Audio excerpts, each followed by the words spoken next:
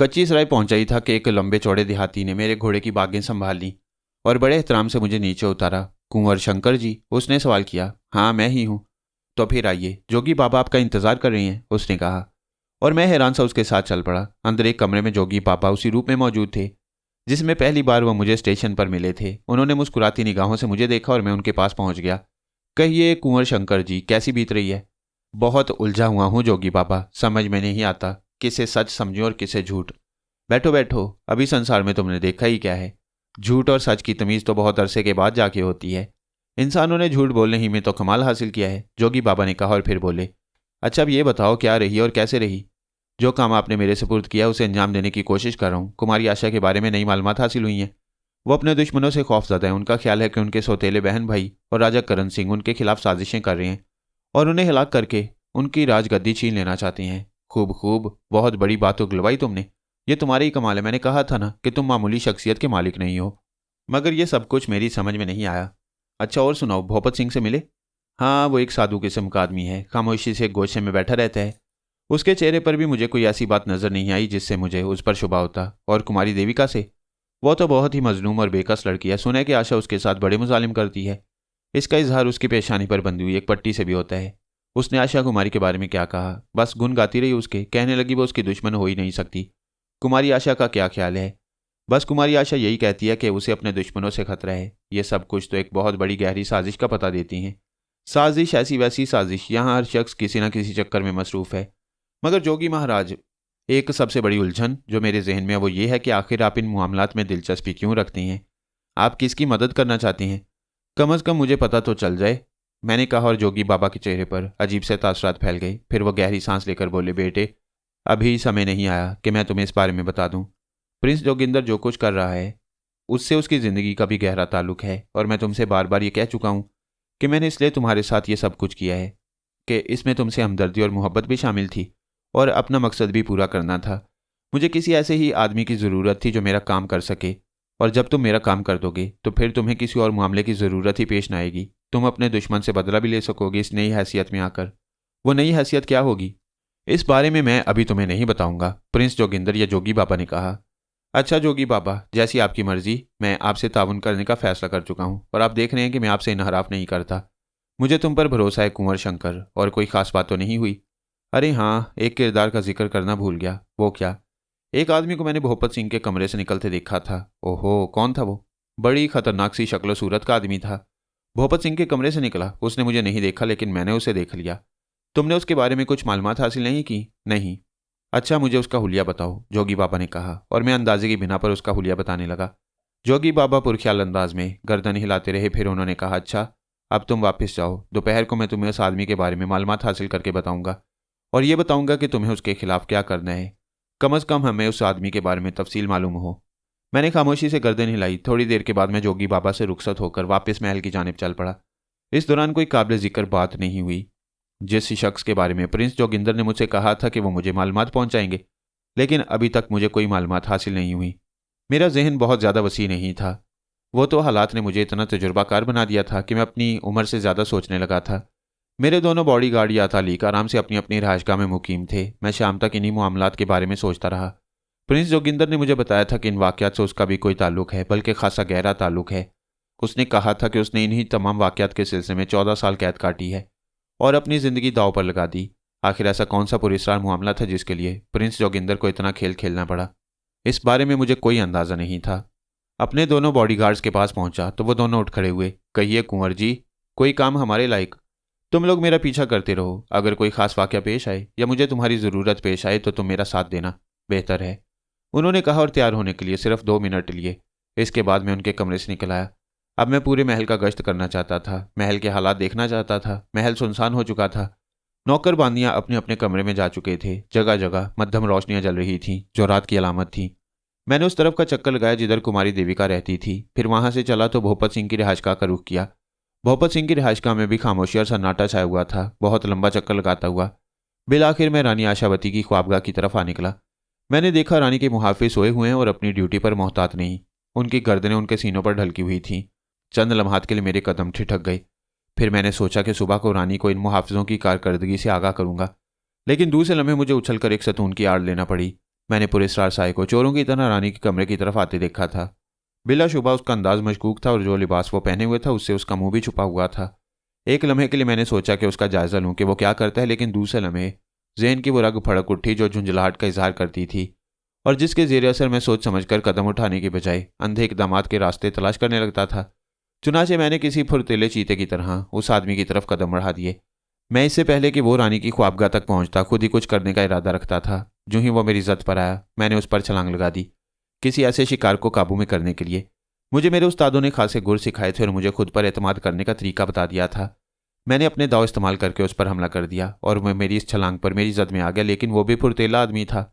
उसने भरपूर जिद्दोजहद की, लेकिन यह दाव उसकी समझ में नहीं आ सका। वो अपनी जिद्दोजहद में नाकाम रहा। तब मैंने उसकी रीढ़ की हड्डी पर ज़रब लगाई और उसकी गर्दन को अपने हाथ में दबोच लिया। अब वो बेकार था। चुनाचे मैंने अपनी पैरों की गिरफ्त खत्म कर दी, उसका मुंह भिंचे भिंचे अपने कंधे पर डाल लिया और फिर अपने कमरे की जानिब चल पड़ा। मेरे दोनों बॉडी गार्ड्स मेरे बिल्कुल करीब पहुंच गई। वह सूरत हाल का जायजा ले रहे थे। अगर इस शिकार को काबू में करने में मुझे कोई दिक्कत पेश आती तो यकीनन उस वक्त वो मेरे मददगार होते।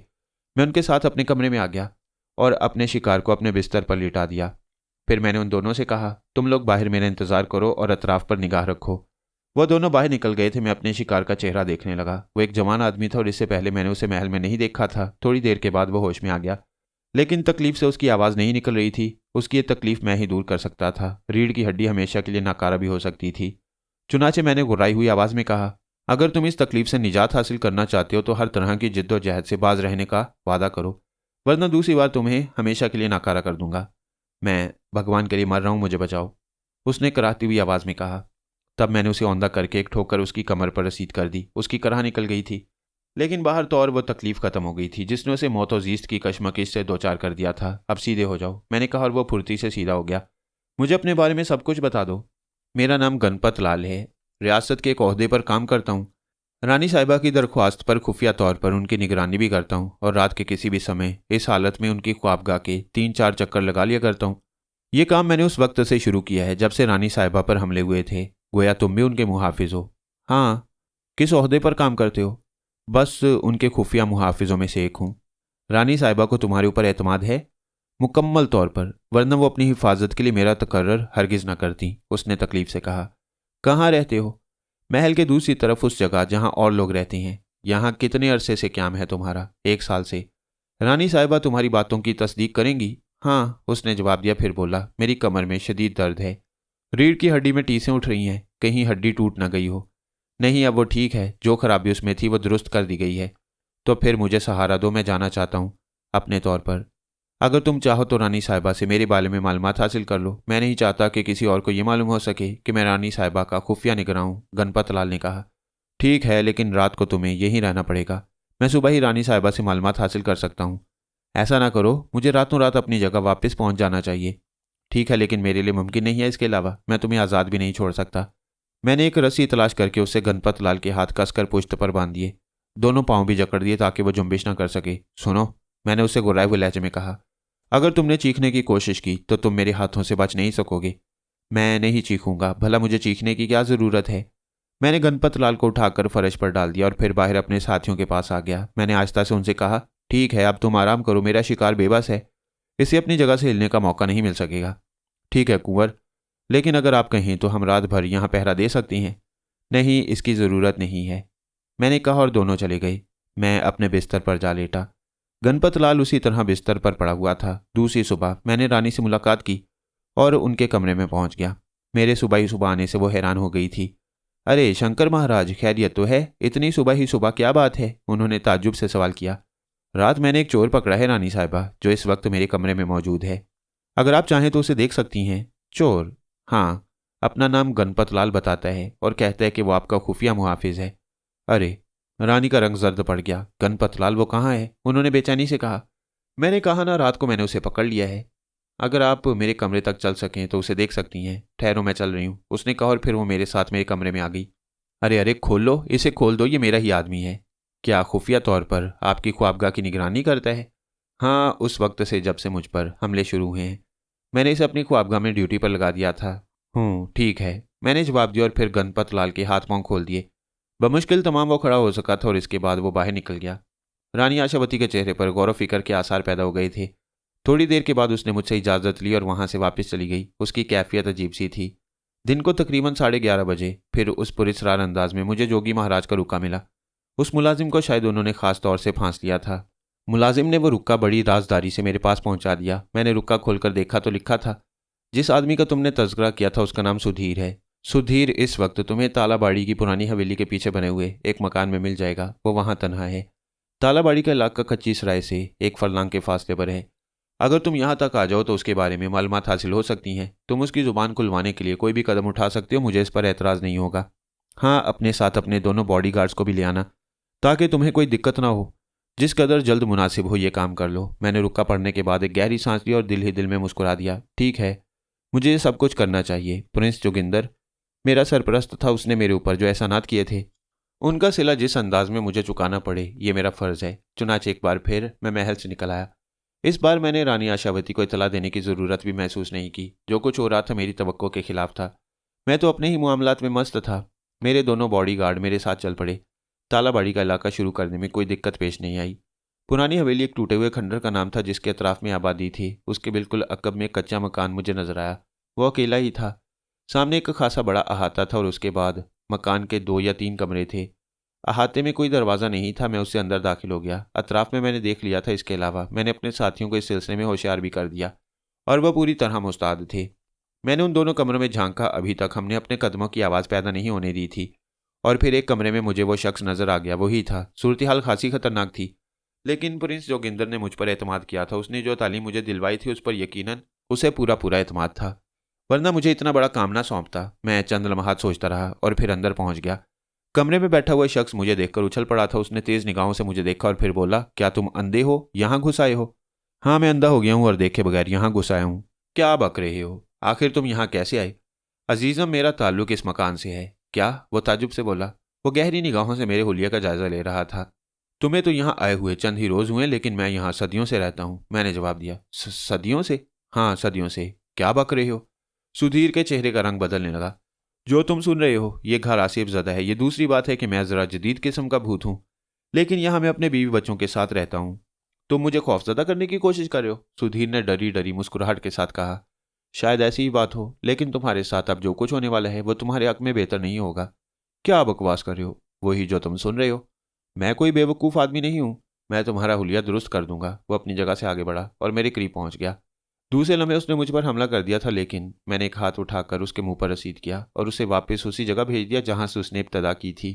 हाँ, अब सब मामला ठीक हैं। मैं तुमसे कुछ पूछना चाहता हूँ। मार डालूंगा, मैं तुम्हें मार डालूंगा। बरादरम, हम तो बहुत पहले मर चुके हैं। मरे हुए को मारना किसी इंसान के बस की बात नहीं।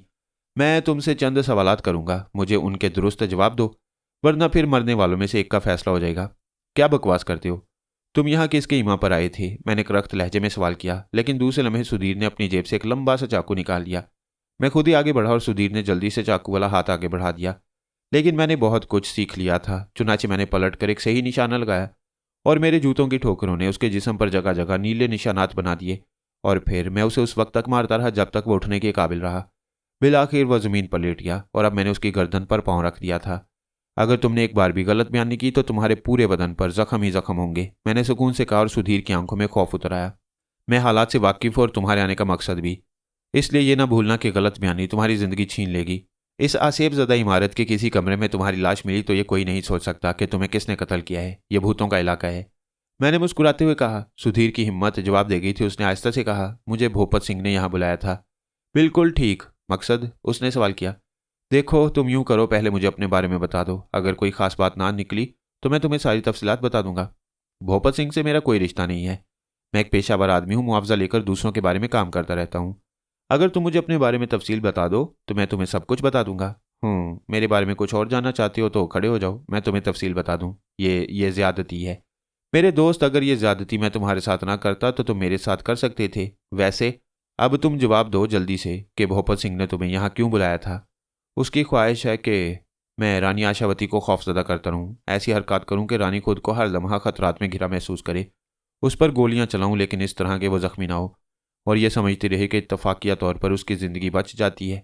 मैं ये काम पिछले कई दिनों से कर रहा हूँ। मैंने कई बार उसकी ख्वाबगाह के चक्कर लगाए हैं और इस बात की काफ़ी शोहरत हो गई है कि कोई रानी आशावती को कत्ल करना चाहता है। ओ, तो वो तुम हो। खूब। बाहर तो और सुधीर, अब ये मामला भूतों के हाथ आ चुका है, इसलिए ये बताओ कि तुम्हारे साथ क्या सलूक किया जाए। सलूक? हाँ। मैं नहीं चाहता कि रानी आशावती को कोई खौफजदा करने की कोशिश करे, चुनाचे अब मसला ये पैदा होता है कि मैं खुद तुम्हारे साथ क्या सलूक करूं। ठीक है, अगर तुम ये चाहते हो तो मैं वापस चला जाऊंगा। मैं ये सब कुछ नहीं करूंगा। हम तुम्हें लेने के लिए आए हैं मेरे दोस्त। बाहर से एक आवाज़ सुनाई दी और ये आवाज़ जोगी बाबा के अलावा और किसी की नहीं थी। मैंने चौंक कर पीछे देखा, जोगी बाबा अंदर आ गया। तुम्हारा काम खत्म है बच्चे, अब इसे मेरे हवाले कर दो, मैं इसका क्रियाक्रम ठीक ठाक कर लूंगा। ओह जोगी बाबा आप? तुम जाओ कुंवर शंकर, इसे हमारे पास छोड़ दो, अब ये हमें इम्तिहान देगा। मेरी और कोई ज़रूरत तो नहीं है? नहीं, जोगी बाबा ने कहा और मैं गर्दन हिलाकर बाहर निकल आया। यहाँ के मामलात इतने दिलचस्प, इतने अजीब थे कि मेरी अकल चकरा कर रह गई थी। कुछ समझ में नहीं आता था, सारा खेल ही उल्टा सीधा था। भोपत सिंह, देविका कुमारी और करण सिंह, फिर प्रिंस जोगिंदर, सब के सब एक ही महवर में घूम रहे थे। और ये सब क्या चक्कर था, मेरी समझ में कुछ नहीं आ रहा था। लेकिन मैं जो कुछ कर रहा था प्रिंस जोगिंदर के लिए कर रहा था। उस आदमी से मुझे अंधी अकीदत थी। ये दूसरी रात थी। आज का दिन पुरसुकून गुजरा। कोई खास बात नहीं हुई। रात के तकरीबन 11 बजे थे जब मेरे कमरे के दरवाजे पर दस्तक हुई। मैंने सोचा कि कोई अहम आदमी हो सकता है, चुनाचे मैंने आगे बढ़कर दरवाज़ा खोल दिया। एक अजनबी शख्स सामने खड़ा था। क्या बात है? कुमारी देविका आपसे मिलना चाहती हैं। देविका? मैंने चौंक कर पूछा। हाँ। मगर क्यों? इस वक्त वो मुझसे क्यों मिलना चाहती हैं? हमें नहीं मालूम सरकार। क्या तुमने रानी आशावती से इस बारे में इजाज़त ले ली है? नहीं महाराज। अच्छा ठीक है, तुम रुको, मैं साथ ही चलता हूँ, मैंने कहा। अंदर आकर मैंने मुख्तसर तैयारियां की और फिर उस शख्स के साथ चल पड़ा। मेरा राहबर एक बिल्कुल ही मुख्तलिफ रास्ते पर चल रहा था। मैंने उसे टोका। उधर कहाँ? कुमारी ने यही हदायत की है। क्या मतलब? उन्होंने कहा है कि आपको ऐसे रास्ते से लाऊं जहां कोई आपको देख ना सके। खादिम ने जवाब दिया और मैं खामोश हो गया। लेकिन मेरे दिल में तजस्सुस जाग रहा था। बाहर तो और उसके बाद मैंने मुलाजिम से कुछ नहीं कहा। लेकिन फिर मैंने उस जगह को पहचान लिया जहां कुमारी देविका रहती थी। उस वक्त वो खादिम भी यहां मौजूद नहीं था जिससे मेरी पहले मुठभेड़ हुई थी। अंदर चले जाइए महाराज, मुझे लाने वाले ने कहा और मैं दरवाज़ा खोलकर अंदर दाखिल हो गया। अंदर तेज़ रोशनी थी और उस रोशनी में मैंने कुमारी देविका की बजाय किसी और को ही देखा। ये राजा करण सिंह था जो कमरे के बीचों बीच खड़ा था। उसके चेहरे पर अजीब से तासुरात थे। आप? मेरे मुंह से बेख्तियार निकला। हाँ कुंवर शंकर, उसने रुक रुक कर कहा। आवाज़ में तंज नुमाया थे। आप वापस आ गए? मैं गया ही कहाँ था। क्या मतलब? मैंने चौंक कर कहा। हैरत हुई मेरी इस बात पर। होनी भी चाहिए। और अफसोस भी हो रहा होगा। अफसोस? हाँ अफसोस। वो क्यों? इसलिए कि तुम्हारी और तुम्हारे गुरु की साजिश अधूरी रह गई। साजिश? बनने की कोशिश कर रहे हो कुंवर जी, मगर अब जाल में फंस गए हो। ना सिर्फ तुम बल्कि तुम्हारा गिरोह भी।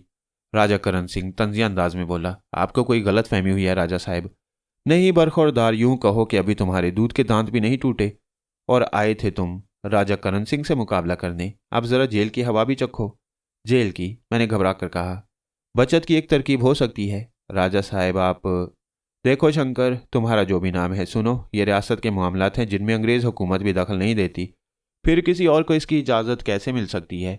तुम्हारी जान सिर्फ एक सूरत में बच सकती है।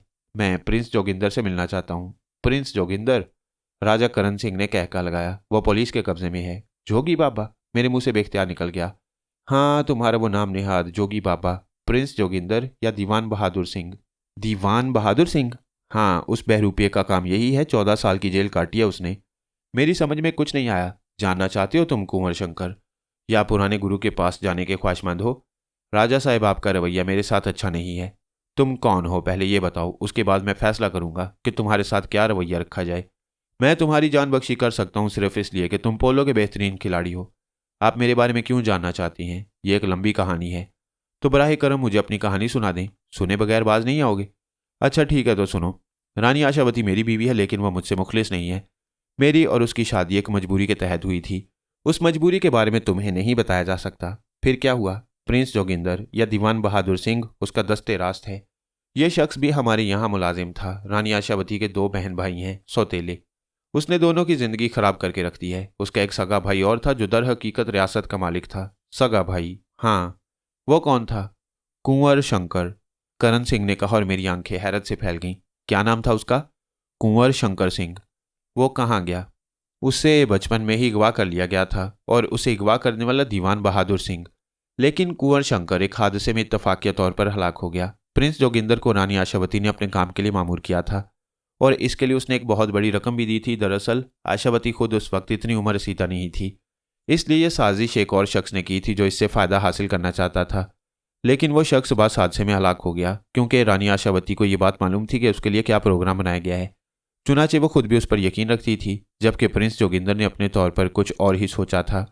उसने ये फैसला किया था कि रानी आशावती से ये रकम लेने के बाद तवील अरसा रूपोश रहेगा और इसके बाद कुंवर शंकर को मंजरेआम पर ले आएगा। इस तरह दो सूरतें थीं, यानी ये कि या तो वो कुंवर शंकर के नाम पर आशावती को ब्लैकमेल करेगा और रियासत के खजाने खाली करा लेगा, और जो आशावती उसके लिए तैयार ना हुई तो फिर वो कुंवर शंकर को रियासत के मालिक की हैसियत से मंजरेआम पर ले आएगा और इस तरह उसे राजा बनाकर उल्लू सीधा कर लेगा। लेकिन कुंवर शंकर की अचानक मौत ने प्रिंस जोगिंदर को बदहवास कर दिया। वह रियासत बेरी खेड़ा की तरफ दौड़ा और उसने तमाम तफसीलात रानी आशावती को बता दी। उसने ये भी कहा कि आशावती इस सिलसिले में उसे माकूल रकम दे, वरना वो उसका राज फाश कर देगा। रानी आशावती ने बौखलाकर ये सूरत हाल मेरे बाप महामंत्री करनाल सिंह को बता दी। उन्होंने प्रिंस जोगिंदर को गिरफ्तार करा दिया और उसको कैद की सजा हो गई। लेकिन इस दौरान वो ये भी सोचते रहे कि किसी तरह रियासत गैरों के कब्जे में ना जाने पाए। चुनाचे उन्होंने मेरी शादी आशावती से कर दी। आशावती मतलून मजाज औरत है, उसने मुझसे शादी तो कर ली, लेकिन फिर उसने खुद महामंत्री को कत्ल करवा दिया और बज़ाहिर मेरी हमदर्द बीवी बन रही थी, लेकिन दर पर्दा वो मेरे खिलाफ थी। दरअसल उसके ज़हन ने मुझे शुरू ही से कबूल नहीं किया। मैं उसकी वजह से राजा करण सिंह बन गया, लेकिन सच्ची बात यह है कि मुझे भी हुकूमत की कोई खास परवाह नहीं थी। अलबत्ता अपने बाप के कातलों से मैंने भी इंतकाम लेने का फैसला कर लिया था, और बहुत बाद में मुझे ये बात मालूम हुई कि मेरे बाप की असल कातिल तो मेरी बीवी आशावती ही है। मैंने उस पर निगाह रखनी शुरू कर दी। सारे मामला तो मेरी नज़र और इल्म में थे ही। मैं बड़ी खुश उसलूबी से अपना काम चला रहा था और रानी आशावती को मैंने कभी उसकी मजमूम कोशिशों में कामयाब नहीं होने दिया। फिर प्रिंस जोगिंदर ने तुम्हें कुंवर शंकर की हैसियत से पेश किया। उसने ढके छुपे अंदाज में इस बात का प्रचार शुरू कर दिया कि कुंवर शंकर जी की मौत का ऐलान एक बहाना था, और दरअसल शंकर को उसने अपनी तहवील में रखा है।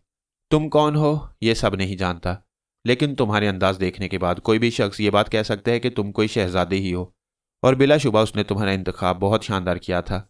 दूसरी तरफ वो जोगी बाबा बनकर रानी आशावती को मुस्तकबिल की खबरें देता था। रानी आशावती ये बात नहीं जानती थी कि जोगी बाबा दरअसल प्रिंस जोगिंदर है, लेकिन प्रिंस जोगिंदर ने रानी आशावती को जो कुछ बताया था उसे सुनकर वो दंग रह गई और उसे जोगी बाबा पर एतमाद हो गया।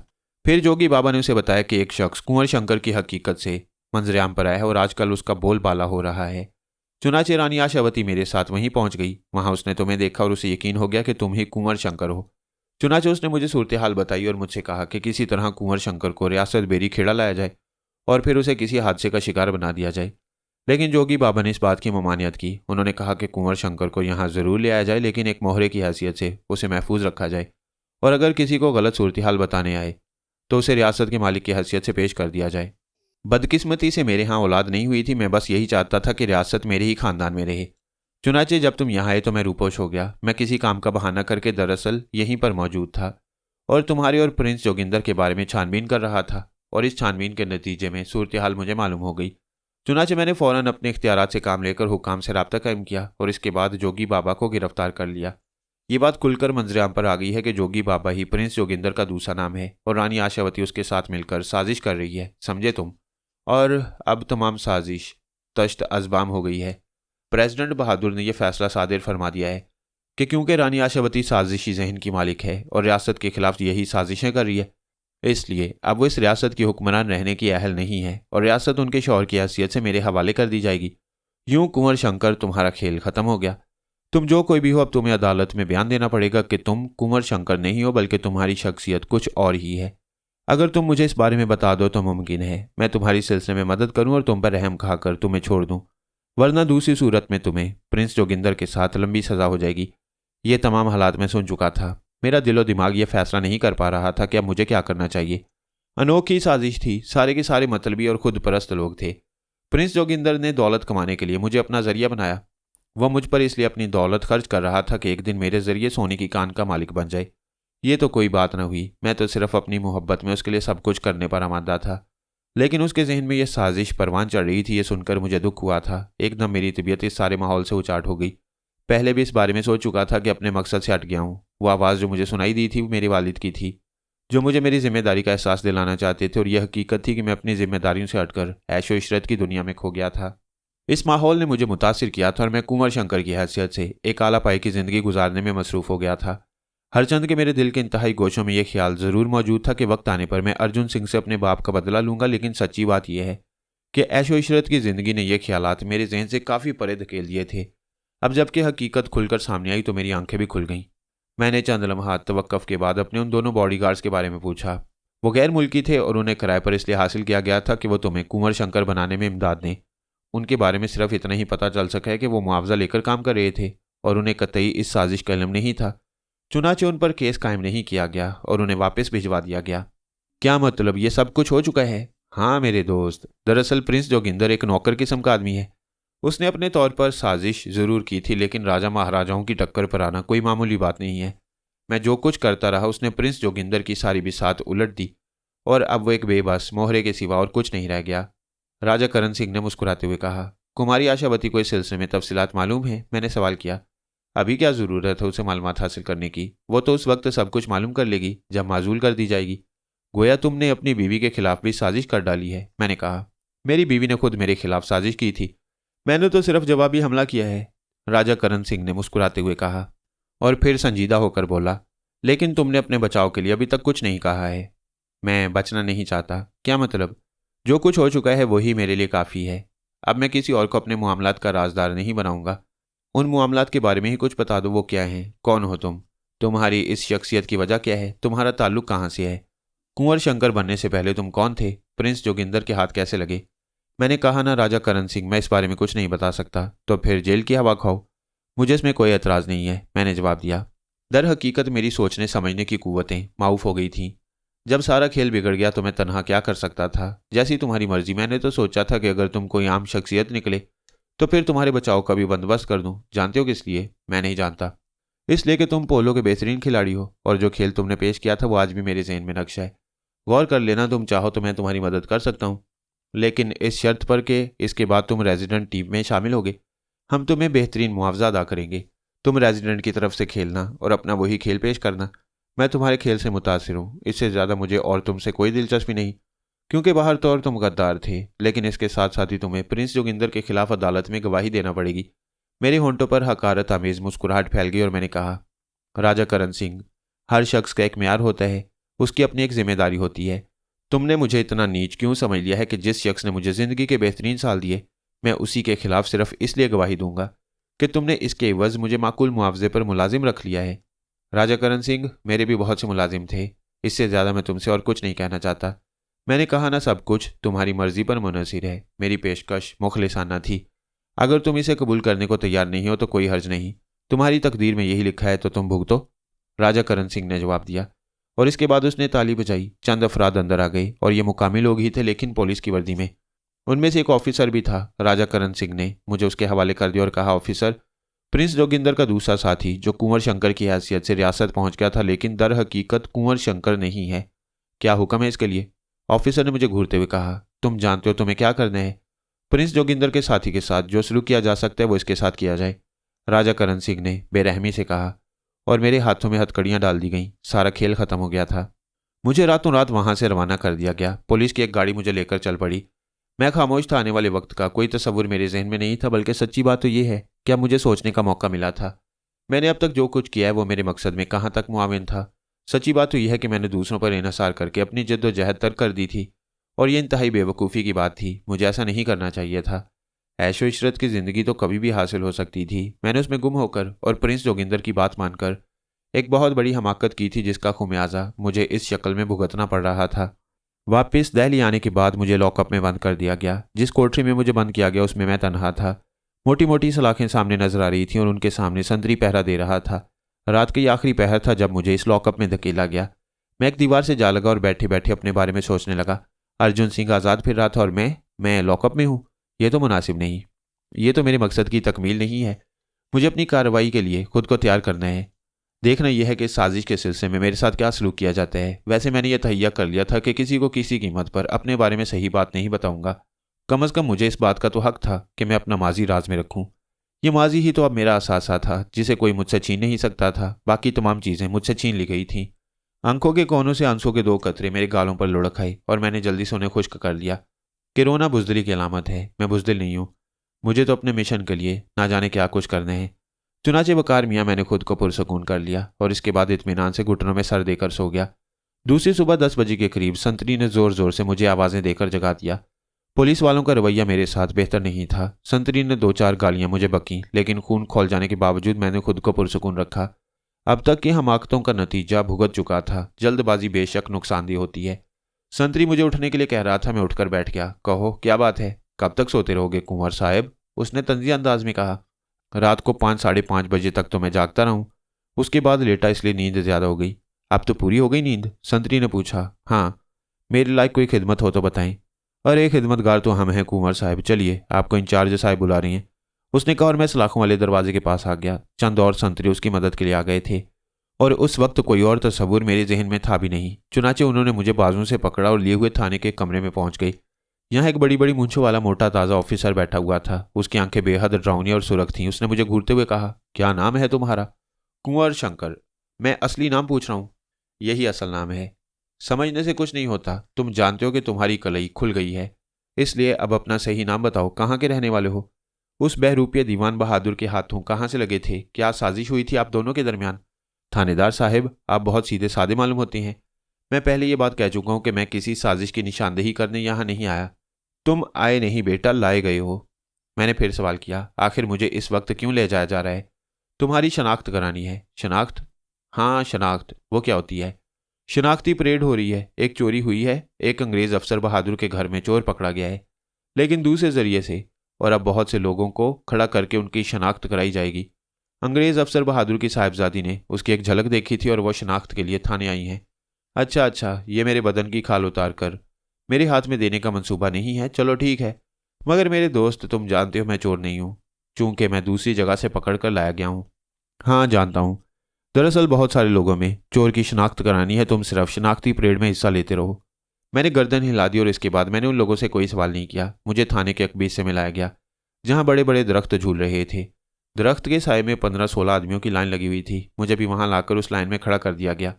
ये 15-16 अफराद मुजरिम थे जो मुख्तलिफ जुराइम के सिलसिले में गिरफ्तार करके लाए गए थे, और इन्हीं में कोई एक वो चोर भी था जिसने उस अफसर बहादुर के घर से कोई चीज़ चुराई थी। मुझे भी लाइन में खड़ा कर दिया गया। दूसरे लोगों की दिलचस्प निगाहें मुझ पर पड़ रही थीं। तकरीबन 10 मिनट हम लोग इस तरह खड़े रहे। फिर दूर से हमें थानेदार साहब आते नजर आए। उनके साथ कुछ और भी अफराद थे, सूट बूट में मलबूस गोरी चमड़ी वाले अफराद। 2-3 खवातीन भी थीं। आहिस्ता आहिस्ता चलते हुए वो सब करीब आ गए। उन खवातीन में से एक को देखकर मेरा दिल धक से हो गया। एक लम्हे के लिए मुझे शदीद शर्मिंदगी का एहसास हुआ, चूंकि उनमें जोज़फाइन भी थी। जोज़फाइन वो लड़की थी जो इन तकारीब में मुझसे मिल चुकी थी, जो मेरे एजाज़ में दी गई थी, और उसने मेरे करीब आने की कोशिशें भी की थीं, जिसके लिए आशावती ने मुझे खास तौर से मना किया था। लेकिन अब मेरा ताल्लुक न आशावती से था, न प्रिंस जोगिंदर से। प्रिंस जोगिंदर ने भी मेरे साथ बेहतर सलूक नहीं किया था। कम अज़ कम सूरत हाल से आगाह कर देता तो नौबत यहाँ तक ना पहुँचती। मैं खुद भी कोई ना कोई तरकीब अपने बचाव के लिए कर सकता था, चूंकि अब इतना अहमक भी नहीं था। शनाख्ती परेड शुरू हो गई। गालिबन जोज़फाइन ने अभी मुझे गौर से नहीं देखा था। वैसे शनाख्त करने वालों में जोज़फाइन ही सबसे आगे थी। थानेदार उसके पीछे भीगी बिल्ली की तरह चल रहा था। अंग्रेज लोग भी उसके साथ साथ आगे बढ़ रहे थे। जोज़फाइन एक एक आदमी की शक्ल देखती और गर्दन हिला देती। चंद ही लम्हात बाद वो मेरे करीब पहुंची। उसने मेरी शक्ल देखी, मैंने उसकी निगाहों में निगाहें डाल दी। दूसरे लम्हे जोज़फाइन के जहन को शदीद झटका लगा। वो कुछ बुड़बड़ाती हुई पीछे हट गई। थानेदार एकदम उसके करीब आ गया। यस मैडम, उसने अंग्रेजी बोलने की कोशिश करते हुए कहा, लेकिन जोज़फाइन पट निगाहों से मुझे देख रही थी। क्या यही शख्स है? लंबे तिरंगे शख्स ने जोज़फाइन से पूछा, लेकिन जोज़फाइन ने कोई जवाब नहीं दिया। तब उस शख्स ने थानेदार की तरफ मुंह करके कहा, जरा इस आदमी को आगे तो लाओ। थानेदार ने अपने साथ खड़े सिपाहियों को इशारा किया। उन्होंने मुझे गिरबान से घसीट कर आगे किया, लेकिन दूसरे लम्हे जोज़फाइन बिजली की तरह आगे बढ़ी और उसने उस शख्स के हाथ पर जोर से हाथ मारा जिसने मेरा गिरबान पकड़ा था। फिर उसने उसे जोर से धक्का दे दिया। यह क्या बदतमीजी है, क्या बदतमीजी है? वो घुर्राई और वो आदमी बौखलाए हुए अंदाज में पीछे हट गया। थानेदार का मुंह हैरत से खुल गया था। वो आगे को बढ़ाया। Yes madam. मैडम के बच्चे, तुमने इस आदमी को क्यों पकड़ा है? जोज़फाइन ने मेरी तरफ इशारा करके कहा। ओ ये जानते हो इसे? कौन है ये कुंवर शंकर है। जोज़फाइन बोली और थानेदार की घनी मूंछों के नीचे मायनेखेज मुस्कुराहट फैल गई। मुमकिन है मैडम आप इसे कुंवर शंकर के नाम से जानती हो, लेकिन यह दर हकीकत कुंवर शंकर नहीं है, बल्कि एक फ्रॉड है जिसने बेरी खेड़ा के खिलाफ एक साजिश की है। दिमाग खराब है तुम्हारा? डैडी, इस आदमी को फौरन रिहा कराइए, फौरन इसकी जमानत लीजिए। आप नहीं जानते ये कौन है? जोज़फाइन ने कहा और अंग्रेज ताजुब से मेरी शक्ल देखने लगा। कौन है ये बेबी? अंग्रेज ने पूछा। कुंवर शंकर, प्रिंस टीम का वो खिलाड़ी जिसने रेजिडेंट टीम को बदतरीन शिकस्त से दो चार किया था। ओ वाकई? अंग्रेज अफसर हैरत से बोला। आपकी निगाह कमजोर हो गई है डैडी, गौर से देखिए, ये वही है। अंग्रेज मुझे आंखें फाड़ फाड़ कर देखने लगा। फिर उसने गहरी सांस लेकर कहा, ओ मेरे खुदा, वाकई? लेकिन कुंवर आप? उसने सवाली अंदाज में मुझे देखा। मेरी जहनी हालत बेहतर नहीं थी। हालात का मैं शिकार हो गया था। उन्होंने वक्ती तौर पर मुझे दीवाना सा कर दिया था, लेकिन उस वक्त मौके से फ़ायदा ना उठाना हमाकत थी। कुंवर शंकर, आप इस हालत में? मैं साजिश का शिकार हुआ हूँ, मैंने अफसरदगी से कहा। डैडी, मैं कुंवर को एक लम्हा इस हालत में नहीं देख सकती। आप इन्हें फ़ौरन रिहा कराइए। ओ हाँ ठीक है बेबी। अंग्रेज़ अफसर ने थानेदार को एक तरफ ले जाकर कुछ बात की। थानेदार परेशान नजर आने लगा। फिर वो अंग्रेज़ के साथ कहीं चला गया। जोसफाइन अजीब सी नज़रों से मुझे देख रही थी। शुक्रिया जोसफाइन, बस हालात का शिकार हो गया हूँ, मैंने अफसरदगी से कहा। आप फिक्र न करें कुंवर, मैं वो हालात मालूम करूंगी और फिर उन लोगों को ऐसी इबरतनाक सज़ा दिलवाऊंगी जो इस हालत के जिम्मेदार हैं कि दुनिया याद रखेगी, जोसफाइन ने कहा। सबसे बड़ा कसूर तो मेरी तकदीर का है, उसे तुम क्या सज़ा दिलवाओगी जोसफाइन? मैंने दर्द भरे लहजे में कहा, और जोसफाइन मुझे अजीब सी नज़रों से देखने लगी। मुझे ताजुब है कुंवर, मैं तो सोच भी नहीं सकती थी कि आप जैसी शख्सियत को इस आलम में देखूंगी। चोरी किसके घर में हुई थी? हमारे यहाँ। कुछ लोग मेरे बेडरूम में दाखिल होकर मेरा कीमती सामान उठाकर ले गए। मैंने उनमें से एक की शक्ल देखी थी और फिर उसकी शनाख्त के लिए यहाँ आए थे हम लोग। लेकिन अब तो उन चोरों को मेहरबान समझती हूँ, जोसफाइन ने मुस्कुराते हुए कहा। मेहरबान? हाँ मेहरबान, जोसफाइन बोली। भला वो क्यों? अगर वो हमारे यहाँ चोरी करने दाखिल ना होते तो जाहिर है मुझे यहाँ तक पहुँचने का मौका किस तरह मिलता, और अगर मैं यहाँ ना पहुँच पाती तो तुम पर क्या बीतती। यकीन करो शंकर, मैं इस दौरान एक लम्हे के लिए भी तुम्हें नहीं भुला सकी हूँ। ओह मिस जोसफाइन, मैं आपका शुक्रिया अदा करने के अलावा क्या कह सकता हूँ। बस बस, इसकी ज़रूरत नहीं। जोसफाइन ने इतना ही कहा था कि उसका बाप, वो अंग्रेज़ अफसर, वापस आ गया। थानेदार उसके साथ ही था और अब उसके चेहरे के तासुरात बदले हुए थे। तो कुंवर शंकर, आपकी ज़मानत ले ली गई है, चुनाचे आप आज़ाद हैं, उसने कहा और जोसफाइन मसरूर हो गई। Thank you daddy, thank you very much. Oh no baby, कोई बात नहीं, तुम्हारा दोस्त है तो मुझ पर वाजिब था कि इसकी मदद करूं, अंग्रेज़ ने जवाब दिया। और इसके बाद वो लोग मुझे लेते हुए बाहर आ गए। एक शानदार कार खड़ी हुई थी जिसका ड्राइवर उसके पास मौजूद था। उसने जल्दी से उसके दरवाजे खोल दिए, लेकिन मुझे हैरत हुई जब जोसफाइन का बाप आगे बैठ गया और जोसफाइन ने मुझे अंदर बैठने की पेशकश की और मैंने एक लम्हे झिझकती निगाहों से उन लोगों को देखा तो जोसफाइन जल्दी से बोली, बैठो ना डियर, क्या बात है? कुछ नहीं, मैंने जवाब दिया और पिछली सीट पर बैठ गया। हमारे यहाँ कुछ इकदार थे। मैंने आज तक की ज़िंदगी में बहुत कुछ देख लिया था, लेकिन ये माहौल अभी तक मेरी निगाहों में नहीं आया था। जोसफाइन गैर शादीशुदा लड़की थी, हरचंद के अंग्रेज़ थी और मुझे उनके बारे में इतना ज़रूर मालूम हो गया था कि ये लोग फितरतन आज़ाद ख्याल होती हैं। लेकिन इसके बावजूद एक अजनबी शख्स के साथ इतनी बेतकल्लुफ़ी से पीछे बैठ जाना कुछ मुनासिब बात नहीं थी। लेकिन एतराज़ करने वाले उसके वालिदैन ही हो सकते थे और उसके बाप ने निहायत फ़राख दिली के साथ मुझे पिछली सीट पेश कर दी थी। चुनाचे में अंदर बैठ गया। जोसफाइन भी पीछे ही बैठी थी। दिल तो चाहता है कि अभी इसी जगह तुम्हारे तमाम हालात मालूम कर लूँ, लेकिन मुनासिब नहीं है, उसने कहा और मैं खफीफ सी हंसी के साथ खामोश हो गया। कार तेज़ चल रही थी और तेज़ रफ्तारी से अपना रास्ता तय करती रही। जोसफाइन का मकान मुझे मालूम था क्योंकि एक बार मैं एक मुअज़्ज़ज़ शख्सियत की हैसियत से मदऊ किया गया था। कार जोसफाइन की शानदार कोठी में दाखिल हो गई। अंग्रेज़ों का दौर था। अपने दौरे हुकूमत में मामूली से मामूली अफसर भी आला तरीन रहाइश और दूसरी आसानियाँ रखता था, जबकि जोसफाइन का बाप तो कोई बहुत बड़ा ऑफिसर था। चुनाचे उसकी रहाइश का क्यों ना शानदार होती। जोसफाइन मुझे ऊपरी मंजिल पर ले गई। हमारा मकान भी देखने से ताल्लुक़ रखता था, लेकिन इस मकान में कुछ जिद्दत थी। जबकि हमारी हवेली कदीम तर्ज तामीर का नमूना थी और वहाँ सारी चीज़ें आला पाए की कीमती ज़रूर थीं, लेकिन उनकी साख्त ये ना थी। जोसफाइन मुझे इत्मीनान से लिए हुए आगे बढ़ती रही और फिर ऊपरी मंजिल के कमरे के सामने रुक गई। फिर वो बोली, कुंवर शंकर, जब तक हालात तुम्हारे हक़ में बेहतर ना हो जाएं, तो मैं यहाँ से नहीं जाने दूंगी। मेरे पास 3 कमरे हैं जिनमें एक बेडरूम के तौर पर इस्तेमाल करती हूँ और दूसरा मेरा सिटिंग रूम है और तीसरा मैंने यूं ही रख छोड़ा है, लेकिन मुझे यकीन है कि वो तुम्हें ज़रूर पसंद आएगा और उसको मैंने तुम्हारी रहायशगाह के लिए मुंतखब किया है। मिस जोसफाइन कितने एहसानात करेंगी मुझ पर, एक भी नहीं समझी आप। आइए मैं आपको आपका कमरा दिखा दूं, उसने नाज भरे अंदाज में कहा और मैं चारों नाचार उसके साथ आगे बढ़ गया। वह इंतहाई शानदार और वसी और ईज़ कमरा था। दरमियान में सुरख रंग का कालीन बिछा हुआ था। स्याह फर्नीचर था जो इंतहाई कीमती तस्वुर किया जा सकता था। एक तरफ एक खूबसूरत बेड लगा हुआ था। इसी कमरे से मुंसलिक गुसल खाना भी था। कमरे के अकबी हिस्से में एक बड़ी सी खिड़की खुलती थी जिस पर सुरख पर्दा पड़ा हुआ था। कमरे का माहौल नीम तारीख सा था, लेकिन जोसफाइन ने अंदर दाखिल होकर तेज़ रोशनी जला दी और कमरा मुनव्वर हो गया।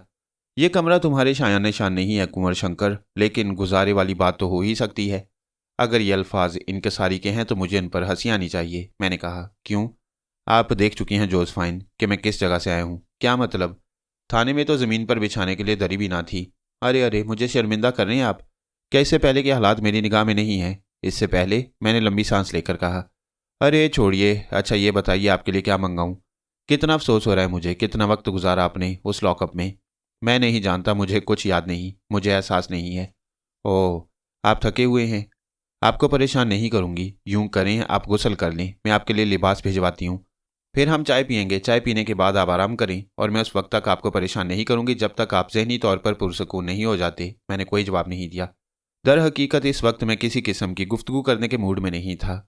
मैं अपने आप को यकसू करके अपने आइंदा हालात के बारे में सोचना चाहता था। ये फैसला करना चाहता था कि जोज़फाइन के इन एहसानात का भला मैं क्या सिला दूंगा। वो अभी तक गलत फहमी का शिकार है मेरे बारे में। जब उसे तमाम हालात मालूम होंगे तो यकीनन उसकी तवज्जो मुझ पर से कम हो जाएगी। जोज़फाइन चली गई और मैं मुल्हिका गुसल खाने में दाखिल हो गया। थोड़ी देर के बाद गुसल करके वही लिबास पहन के बाहर निकला तो सामने स्टैंड पर एक नीला लिबास पड़ा हुआ था। स्लीपिंग सूट था, जाहिर है मेरा नहीं था। मेरा दिल उसे पहनने को ना चाहा और मैं अपने उसी लिबास में मलबूस रहा। फिर मैं एक आरामदेह कुर्सी में दराज होकर अपने हालात के बारे में सोचने लगा। ज्यादा देर नहीं गुजरी थी कि दरवाजे पर हल्की सी आहट सुनाई दी और फिर बाहर से जोज़फाइन की आवाज़ उभरी, मैं अंदर आ सकती हूँ? आइए मिस जोज़फाइन, मैंने पूरे खिलाक अंदाज में खड़े होकर कहा। वह दरवाज़ा खोलकर अंदर दाखिल हो गई। गुसल कर लिया आपने? उसने मुस्कुराते हुए पूछा। हाँ। अरे ये लिबास नहीं पहना? उसने लिबास की तरफ रुख करके कहा और मेरे चेहरे पर झिझक के आसार पैदा हो गए। ओह, मैं समझी, कोई बात नहीं, आज ही दर्जी को बुलवाकर आपके लिए नए कपड़ों का ऑर्डर दे दूंगी। उसने कहा। नहीं मिस जोज़फाइन, बराहे करम मुझ पर इतने एहसानात ना कीजिए कि मेरी कमर झुक जाए। बेकार बातें ना किया करें। क्या एक दूसरे की मदद करना इंसानी फ़र्ज नहीं है? मगर मैं जवान आदमी हूँ, किसी इमदाद के काबिल नहीं हूँ। कुंवर शंकर, आप बार बार ये इजहार कर रहे हैं कि मेरा आपसे कोई ताल्लुक नहीं, लेकिन आप गौर करें तो इंसानी ताल्लुक दुनिया में बहुत अहमियत रखता है। आप बेहद नेक नफ्स खातून हैं जोज़फाइन, और आपके इन भारी अल्फाज से मुझे यूं महसूस हो रहा है जैसे मेरे सर पर किसी ने मनोवजन रख दिया है। उसने हंसते हुए कहा और मेरे सामने बैठ गई। अरे बैठिए ना, आप खड़े क्यों हो गए? आपका एहतराम मुझ पर फ़र्ज़ है। मैं कह चुकी हूं ना कि ये शकील अल्फाज मुझसे हजम नहीं होते। जनाब, अगर आप मुझ पर एहसान करना चाहते हैं तो फिर मुझसे बेतकल्लुफ़ी और दोस्ताना गुफ्तगू करें। शुक्रिया, बहुत बहुत शुक्रिया। आप मुझे बताइए कि आप किस मुसीबत का शिकार हो गई हैं, और वो क्या नाम था उनका जो आपके साथी थे, वो कहाँ गए? प्रिंस जोगिंदर। हाँ, प्रिंस जोगिंदर की ही बात कर रही हूँ। मेरा उनसे ज़्यादा तारुफ नहीं हो सका। वैसे उनसे आपका क्या रिश्ता था? मिस जोज़फाइन, आप सुनेंगी तो आपको हंसी आएगी। मेरा उनसे कोई रिश्ता नहीं था। बस अजीब से हालात में मेरी और उनकी मुलाकात हुई थी। इसके बाद वो मुझे यहाँ ले आए और यहाँ लाने के बाद उन्होंने मुझे बहुत कुछ बनाया संवारा। हरचंद के बाद में जैसा मुझे मालूम हो कि मैं उनका आला कार था और वो मुझे एक ख़ास मकसद के तहत ये तमाम मुराद फराहम कर रहे थे। लेकिन इसके बावजूद जो उन्होंने मेरे लिए किया है मैं उसे कभी फरामोश नहीं कर सकता। यूं समझिए कि उन्होंने मुझे दुनिया दिखाई, वरना मैं इस दुनिया से इतना ज़्यादा वाकिफ़ नहीं था। मगर उन्हें क्या हुआ, पूरी कहानी आपको तफसील से सुनानी पड़ेगी, मैंने कहा। और फिर वहाँ से मैंने हालात जोज़फाइन को बताए जहाँ से मैं राजा करण सिंह के यहाँ मेहमान बना था, और जिस जिस तरह सूरत हाल सामने आई उसके बारे में एक एक लफ्ज़ जोज़फाइन को बता दिया। फैंटास्टिक, ये तो बड़ी खूबसूरत कहानी है। बड़े दिलचस्प वाक़यात से साबका पड़ा आपका कुंवर शंकर। लेकिन प्रिंस जोगिंदर ने इसके बाद आपकी कोई मदद नहीं की। वो खुद अताब में आ चुके हैं। काश मैं उनकी कोई मदद कर सकता। नहीं, वह मदद के काबिल नहीं है। उन्होंने आपको सिर्फ एक खिलौना बनाकर इस्तेमाल किया। चुनाचे आपको उनके बारे में कुछ नहीं सोचना चाहिए। मैंने गर्दन झुका ली। हकीकत यह थी कि प्रिंस जोगिंदर के बारे में हकीकत जान लेने के बावजूद मेरे दिल में उसके लिए एक मुकाम मौजूद था। वो जैसा भी था, लेकिन उसने मेरे साथ बहुत अच्छा सलूक किया था। लेकिन अब उसी की सोच में गुम रहना भी दानिशमंदी की बात नहीं थी। मुझे अपने मुस्तकबिल के लिए खुद ही कोई फैसला करना था। मिस जोज़फाइन, इंसानी रिश्तों की बुनियाद पर आपने जो कुछ किया है मैं कई बार इसका तज़किरा कर चुका हूँ। बार बार तज़किरा करके मैं बिला वजह अहमकाना गुफ्तगू नहीं करना चाहता। मुझे अब इन हालात में क्या करना चाहिए? फ़िलहाल सिर्फ आराम करना चाहिए। 3-4 माह तक आपको अपने जहन पर जोर डालने की कोई ज़रूरत नहीं है। इसके बाद कुछ न कुछ सोच लेंगे। ये समझ लें कि पुलिस के चक्कर से तो आप निकल चुकी हैं। ये सब आप ही की मेहरबानी है। आप वादा कर चुके हैं कि आप बार बार मेरी मेहरबानी को तज़किरा नहीं करेंगे। दरअसल कुंवर शंकर, मैं पोलो के खेल की बेहद शाइक हूँ। मैंने आपको खेलते हुए देखा। आपके बदन में भरी हुई बिजलियों से अच्छी तरह वाकिफ़ हूँ। आप यूँ समझ लें कि एक ऐसे शानदार इंसान को जंजीरों में देखकर किसे दुख ना होता। मैं अगर आपसे कोई लालच रखती हूँ तो सिर्फ ये कि आप मेरे लिए खेलेंगे। मैं आपकी तरफ से बड़े बड़े चैलेंज करूंगी लोगों को, लेकिन आपकी ज़ात पर मुझे मुकम्मल तसर्रुफ हासिल होना चाहिए। मैं आपका खादिम हूँ, भला इनकार कैसे कर सकता हूँ? मैं हंसकर बोला। जी खादिम साहब, आप खादिम नहीं आका बनिए, समझे आप? जोसफाइन ने अपनी आंखें अजीब से अंदाज में नचाते हुए कहा, और मुझे हंसी आ गई, वो भी हंसने लगी। अच्छा, अब इजाज़त दीजिए। वादा कर चुके हैं कि आप अपने जहन को बोझ का शिकार नहीं होने देंगे, बल्कि वही तरोताज़गी वापस ले आएंगे जो आपकी शख्सियत है। कोशिश करूंगा, मैंने जवाब दिया। तो फिर मैं चलती हूँ, कुछ काम करना है। और ये काम थोड़ी देर के बाद मेरे इल्म में आ गया। वो एक दर्जी को लेकर आई थी जो हिंदुस्तानी ही था। दर्जी ने मुख्तलिफ पैमानों से नाप लिए और जोसफाइन ने उसे हदायत की, कम अज़ कम 6 लिबास मुझे कल मिल जाना चाहिए, समझे तुम? जी बेगम साहिबा, मैं आपकी हदायत पर अमल करूंगा। सारी रात कारीगरों को लगाए रखूंगा। मेरा मुंह एक लम्हे के लिए खुला और फिर बंद हो गया। भला कह भी क्या सकता था? बाहर तौर ये शाम मुझे अपने कमरे में ही गुजारना पड़ी। रात को जोसफाइन फिर आ गई थी। उसने मुझसे कहा कि वो अभी मुझे ड्राइंग रूम में नहीं ले जाएगी, बल्कि जब मेरे लिबास वगैरह आ जाएंगे तो मुझे अपने साथियों से रूश नाच कराएगी।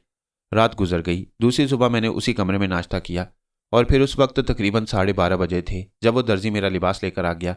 एक से एक शानदार लिबास था। 2 जोड़े रात को पहनने के थे, बाकी 4 दूसरे किस्म के थे। मैं जोसफाइन का बेहद ममनून था, लेकिन भरा कर भी क्या सकता था।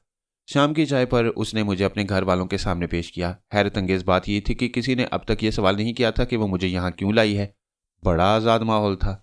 जोसफाइन की वालदा भी एक अच्छी खासी खूबसूरत औरत थी। हरचंद की उम्र ज़्यादा थी, लेकिन लिबास में वो एक नौजवान लड़की ही मालूम होती। चेहरे पर इतना गहरा मेकअप किया हुआ था कि पता ही ना चलता कि उनकी इतनी उम्र है। चाय की मेज़ पर कुछ और लोग भी मौजूद थे। मेरा उनसे तारुफ कराया गया। बहुत से लोगों ने मुझे कुंवर शंकर की हैसियत से पहचान लिया, लेकिन उन्हें सही सूरत हाल से वाकफियत नहीं थी। वो मुझसे बड़े इत्तेफाक से मिले। पोलो के बारे में बात होने लगी और तय ये हुआ कि एक हफ्ते बाद पोलो का जो खेल हो रहा है उसमें मैं प्रेसिडेंट की जानिब से खेलूंगा। उनमें से चंद लोग प्रेसिडेंट के आदमी थे और उन्होंने मुझे तोड़ने पर मुसरत का इजहार किया था। जोसफाइन के वालिद भी मौजूद थे। वो मुझसे मुख्तलिफ मौजूआत पर बातें करते रहे, लेकिन उन्होंने अभी तक ये सवाल नहीं किया था कि मैं लॉकअप में क्यों था और किन किन हंगामों का शिकार रहा। ये बेइतनाई मेरे लिए ताज्जुब खेज थी और मैं सोचता रहा था कि ये किस किस्म के लोग हैं। रात के खाने पर भी हम सब लोग साथ ही रहे। खाने के बाद नशिस्त बर्खास्त हो गई और मैं अपने कमरे में आ गया। जोसफाइन मेरे साथ ही आई थी। तो क्या फैसला किया? कुंवर शंकर प्रेसिडेंट की जानिब से खेलेंगे? अगर आप लोग कह रहे हैं तो मैं इनकार नहीं करूंगा। वैसे कुछ अजीब नहीं लगेगा? और क्या यह मुमकिन नहीं है कि राजा करण सिंह भी उस वक्त मौजूद हो? तो होने दो। हम किसी राजा वगैरह की परवाह नहीं करते। सारे राजा यहाँ पानी भरने आते हैं, जोसफाइन ने नखूद से कहा, और मैं खामोश हो गया। इन तमाम कामों के लिए अब जी नहीं चाहता था, लेकिन समझ में नहीं आ रहा था कि फौरी तौर पर अपने लिए क्या करूं। इसके सिवा कोई चाराकार नहीं था कि मैं जोसफाइन से रजामंदी का इजहार करूं। जोसफाइन, मैं अपने तमाम हालात आपको बता चुका हूं। इसके बाद इस बात की गुंजाइश कहाँ रह जाती है कि मैं आपके हुक्म से सरताबी करूं? यह हुक्म नहीं, इल्तजा है। दरअसल मैं खुद प्रेसिडेंट टीम के मेंबर हूं। मैं पोलो नहीं खेलती, लेकिन इस खेल से पूरी पूरी दिलचस्पी रखती हूं और इस सिलसिले में बढ़ चढ़कर हिस्सा भी लेती रहती हूं। मुझे ये खेल बेहद पसंद है। प्रेसिडेंट टीम के अरकान ये सोच भी नहीं सकते कि आप उनके लिए खेलने पर आमादा हो जाएंगे। लेकिन एक बात सोच लीजिए मिस जोसफाइन, वो ये कि राजा करण सिंह जब मुझे उस टीम में शामिल देखेंगे तो उन्हें इस टीम में मेरी शमूलियत पसंद नहीं आएगी। ना आए, वो हमसे अलहदगी इख्तियार कर सकती हैं, जोसफाइन ने ज़िद्दी लहजे में कहा। अगर आप मुनासिब समझती हैं कि हालात को हमवार कर लेंगी तो फिर जैसा आप मुनासिब समझें, मैंने जवाब दिया और जोसफाइन खुश हो गई। दूसरे दिन उसने प्रेसिडेंट टीम की जनरल बॉडी की मीटिंग बुला ली। चूंकि वो उस टीम की रुकन थी, इसलिए उसकी हिमा पर यह मीटिंग फौरन मुनक्किद कर डाली गई और जोसफाइन ने इसमें काफ़ी ड्रामाई कैफियत पैदा कर दी। उसने कहा कि पिछली बार प्रेसिडेंट और प्रिंस के दरमियान जो मुकाबला हुआ था वो हैरत अंगेज तौर पर प्रिंस टीम ने जीत लिया, लेकिन जीत की वजह क्या थी? टीम के अरकान ने साफ तौर पर मेरा नाम लिया। उन्होंने कहा कि कुंवर शंकर नामी नौजवान ने खेल का पांसा पलट दिया था, वरना क्या मजाल थी कि प्रिंस टीम प्रेसिडेंट टीम से मुकाबला कर जाती। और आप लोग ये भी जानते हैं कि वो प्रिंस टीम का कोई मुस्तकिल रुकन नहीं था, बल्कि उसे वक्ती तौर पर हासिल किया गया था। यकीनन, हालांकि ये बात काबिल एतराज़ थी, लेकिन इस पर एतराज़ नहीं किया गया। तो फिर क्या ये मुमकिन नहीं कि हम प्रिंस टीम से इंतकाम लेने के लिए उस नौजवान को अपनी टीम में शामिल कर लें? क्या मतलब? क्या कुंवर शंकर इसके लिए तैयार हो जाएगा? सवाल किया गया। अगर मैं तैयार कर लूँ तो फिर ये एक बेहतरीन मौका होगा। कम अज़ कम इस तरह प्रिंस टीम की असलियत तो सामने आ जाएगी और उन्हें जो बगलें बजाने का मौका मिला है वो ख़त्म हो जाएगा। ये बात साबित कर दी जाएगी कि सिर्फ एक टीम की वजह से प्रेसिडेंट टीम हार गई, और चूंकि प्रिंस टीम एक अलग आदमी को इस खेल में शामिल कर चुकी है, अपने एक आदमी को उसकी जगह से हटाकर, चुनाचे वो इस बात पर कतई एतराज़ नहीं कर सकते कि प्रेसिडेंट की टीम में कुंवर शंकर खेले। लेकिन क्या तुम्हें मालूम है कि कुंवर शंकर कहाँ है? और वो तुम्हारी बात पर हमारे साथ खेलने पर आमादा हो जाएगा। मैं कुंवर शंकर को आपके सामने पेश करती हूँ। जोसफाइन बाकायदा ड्रामा कर रही थी। मुझे उसने अलग कमरे में बिठा दिया था, जहाँ से मैं ये सारी गुफ्तगू सुन रहा था। फिर जब उसने मुझे आवाज़ दी तो मैं अपनी जगह से उठ गया। सब लोग मुतहय्यराना निगाहों से उस दरवाजे की जानिब देख रहे थे जो मीटिंग वाले हॉल में खुलता था। जब मैं हॉल में दाखिल हुआ तो सबके सब हैरत से खड़े हो गए। अरे कुंवर शंकर, आप यहाँ मौजूद हैं? जी हाँ, मैं जोसफाइन का मेहमान हूँ इन दिनों। लेकिन ये मेरा मतलब है, आप प्रेसिडेंट की तरफ से खेलने पर तैयार हैं? मिस जोसफाइन ने मेरे लिए जो कहा है मैं उससे इनहराफ नहीं करूँगा। वाह, तब तो ये खुशखबरी सबको सुना देनी चाहिए। राजा करण सिंह जनरल बॉडी की इस मीटिंग में शामिल नहीं है क्योंकि वो कुछ मसरूफ़ हैं। मेरा ख्याल है हम फ़ौरन उन्हें इत्तला भिजवाती हैं। मैं ज़रा सी तरमीम करना चाहूँगी, जोसफाइन ने कहा। वो क्या? सवाल किया गया। हम कुंवर शंकर को राजा करण सिंह की जगह ही टीम में खिला रही हैं। चुनाचे उन्हें इतला करना चाहें कर दें, लेकिन ये ना बताएं कि उनकी जगह कुंवर शंकर खेल रही हैं। लेकिन वो मुस्तकिल रुकन है और फिर एक अहम शख्सियत का मालिक है। क्या उसे इस बात पर एतराज़ नहीं होगा? होता है तो होता रहे, हमें उसकी परवाह नहीं है, जोसफाइन ने जवाब दिया। अगर आप ये बेहतर समझती हैं मिस जोसफाइन तो ठीक है। वैसे मेरा ख्याल है राजा करण सिंह इन दिनों मसरूफ़ है। अगर हम फौरी तौर पर किसी खास मुकाबले का ऐलान कर भी दें तो वो उसमें शरीक नहीं होगा। ये तो और अच्छी बात है। अगर आप चाहें तो यूं ही उसकी राय ले सकते हैं, लेकिन बराहे करम राजा करण सिंह को खास तौर से कुंवर शंकर की शमूलियत के बारे में न बताया जाए, जोसफाइन ने कहा। और उससे इस बात का वादा कर लिया गया। चुनाचे मैच की तारीख अपने तौर पर तय कर ली गई। इसके बाद प्रिंस टीम को मुकाबले की दावत देना बाकी थी। जब मीटिंग खत्म हो गई तो जोसफाइन का चेहरा खुशी से सुर्ख हो रहा था। वो उन सबके चले जाने के बाद मेरी तरफ पलटी और उसने मेरे दोनों कान पकड़ लिए। कुंवर शंकर, आपकी शमूलियत से तमाम अरकान को किस कदर खुशी हुई आपने महसूस किया? हाँ मिस जोसफाइन, लेकिन पता नहीं क्यों मुझे कुछ उलझन सी महसूस हो रही है। अब बेकार बातें ना करें कुंवर। मैं आपके लिए इतना कुछ करूंगी कि आप तसव्वुर भी नहीं कर सकते, जोसफाइन ने कहा। उस रात जब मैं सोने के लिए लेटा तो मेरे ज़हन में फिर ख्यालात की यलगार हो रही थी। मैं इन तमाम बातों से उलझा हुआ था। जोसफाइन अपने तौर पर जो कुछ कर रही है वो उसका शौक है, लेकिन मेरी जहनी हालत इतनी मुंतशिर थी कि मुझे एहसास हो रहा था कि घोड़े की पुश्त पर जैसे कभी बैठा ही ना हूँ। अगर मैं दिल जमई से ना खेल सका तो क्या होगा? अगर करण सिंह सामने आ गया तो मेरी जहनी कैफियत क्या होगी? ये तमाम ख्यालात मुझे परेशान कर रहे थे। दूसरे रोज़ नाश्ते की मेज़ पर जोसफाइन ने मुझे बताया कि आज वो मेरे साथ एक पार्टी में शरीक हो रही है।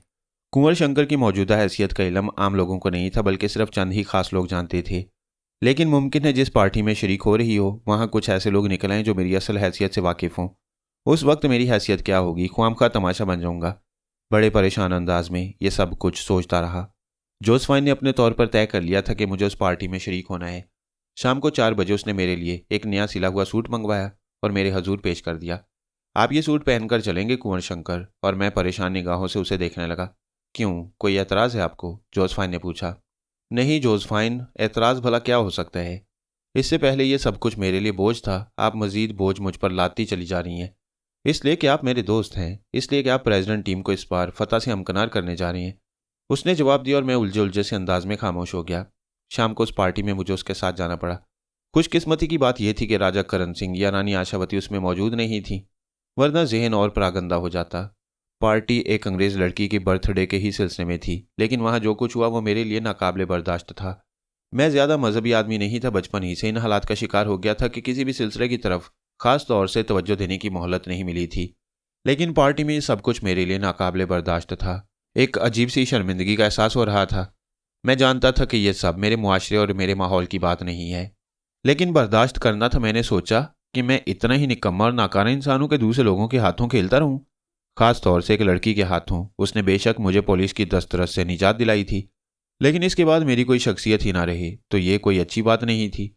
अगर मैं जहनी तौर पर टूट गया तो आने वाला वक्त मेरे अंदर क्या छोड़ेगा? नहीं, यह सब कुछ नहीं होना चाहिए। फिर उस वक्त तो इंतहा हो गई थी जब पार्टी का एक मखसूस वक्त आया। जब सब लोग चले गए तब तो रक्सो सुरूर का तूफान बर्पा हो गया। वो बेहंगम उछल कूद मचाई कि मेरा जहन बुरी तरह परेशान होकर रह गया। और फिर जब इंतहाई करी शक्ल की अंग्रेज़ ने मुझसे कुछ इस किस्म की गुफ्तगू की जो मेरे नज़दीक कोई मर्द भी नहीं कर सकता था, तो मेरा जहनी तवाज़ुन बिल्कुल ही ख़राब हो गया। मेरा दिल चाहा कि चीखें मारकर यहाँ से निकल जाऊँ। अंग्रेज़ लड़की बदस्तूर बेहुदा गुफ्तगू कर रही थी कि जोसफाइन मेरे नज़दीक आ गई। मैंने उसका सहारा लेने की कोशिश की। मिस जोसफाइन, क्या अब हम यहाँ से वापस नहीं जाएंगे?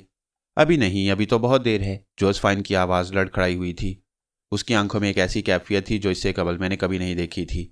लेकिन जोसफाइन, मैं यहाँ उलझ रहा हूँ। और डियर, तुमने हमारी बात नहीं मानी। अगर तुम चंद पैग ले लेते तो तुम्हारी जहनी कैफियत बिल्कुल एतदाल पर आ जाती। अब भी मान जाओ, ये महफिल इसीलिए मुनक्किद की गई है, उसने कहा। जोसफाइन का ये रूप देखकर मेरे दिल पर एक अजीब एहसास हुआ। न जाने क्यों मुझे अपनी शख्सियत बहुत हल्की हल्की लगी। जोसफाइन मेरी तकदीर की मालिक बन बैठी थी। क्या मैं इतना ही बेहकीकत इंसान हूँ? क्या कोई शख्स मुझ पर एहसानात करके मुझे खरीद सकता है और मैं उसके इशारों पर चलने के लिए मजबूर हो जाता हूँ?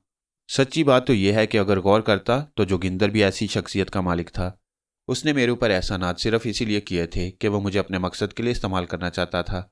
और इसके बाद जो वाक़यात मुझ पर बीते और जिस तरह मैं लॉकअप में पहुंच गया वो भी मेरी ज़ात की कमज़ोरी से ताल्लुक़ रखते थे। मैं अभी तक अपनी ज़ात का तसर्रुफ नहीं हासिल कर सका था। क्या यही ज़िंदगी होती है? क्या इस तरह ज़िंदगी गुजारने का नाम ही ज़िंदगी है? जोसेफाइन और उसकी सहेलियां अब नशे के आलम में अपने होश हवास को बैठी थीं। उनका ताल्लुक मगरिब से था और मगरिब में जो कुछ होता है वो वही कुछ जाहिर करने में मसरूफ़ थीं। एक हिंदुस्तानी नौजवान भला उनकी निगाहों में क्या वक़्त रखता था? वो गुलाम कौम का एक फ़र्द था और गुलामों को सिर्फ अपनी खुशनुदी के लिए इस्तेमाल किया जाता है। जब उन्होंने मुझे अपने तमाम मामलात में नामुकम्मल पाया तो उनके चेहरों पर झुंझलाहट नजर आने लगी और उन्होंने जोसेफाइन से कुछ कहा और जोसेफाइन मेरी तरफ देखने लगी। तुम हमारे साथ ताउन नहीं कर रहे कुंवर शंकर? जोसेफाइन जिस हद तक ताउन मुमकिन हो सकता है मैंने उससे इज्तनाब नहीं किया।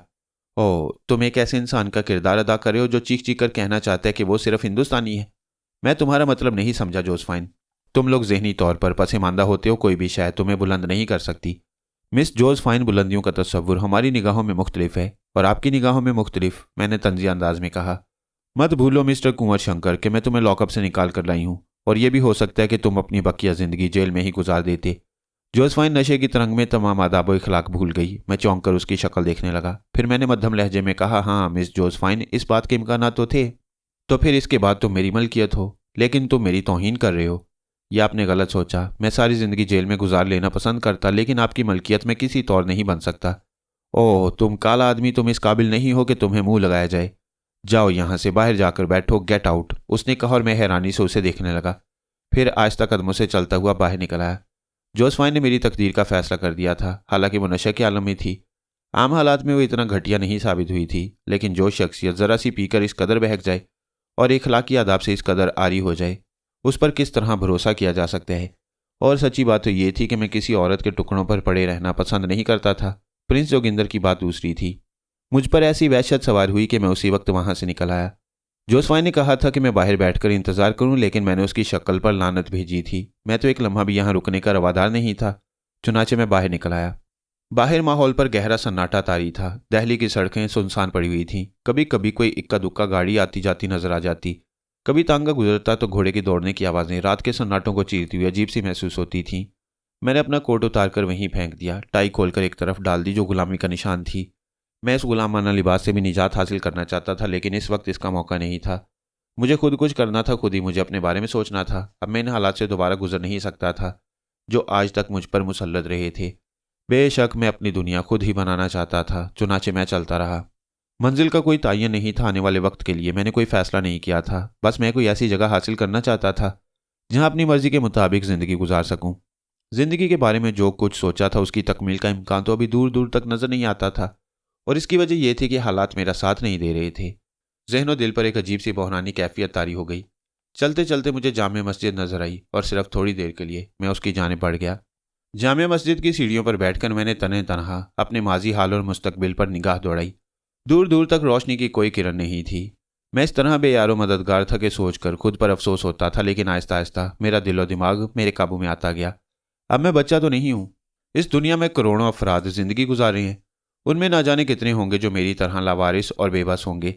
उन सभी के सरपरस्त नहीं होंगे। कुछ ऐसे भी होंगे जो अपने तौर पर मामूली अंदाज में जिंदगी गुजार रहे होंगे।